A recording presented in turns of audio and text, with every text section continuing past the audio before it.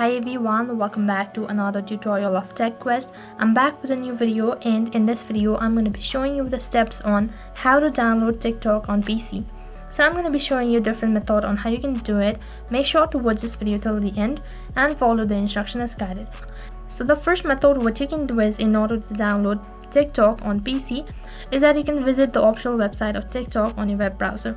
So for that, open up your web browser and then type in www.tiktok.com. Once you type in the link, you'll be directed to the official site.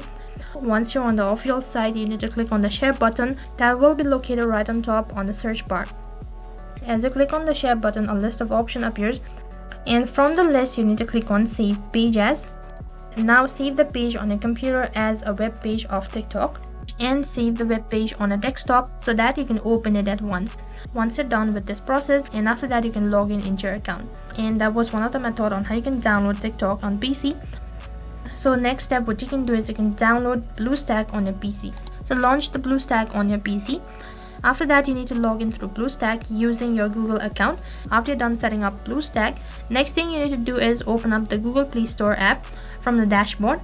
After you open up your Google Play Store, next interface on the search box, type in TikTok. As you click on TikTok, next interface, click on install. Once you've downloaded the app, now you're all set. Now all you need to do is log in into your account, or you can create your new account, and you'll be able to access all the features that is on TikTok.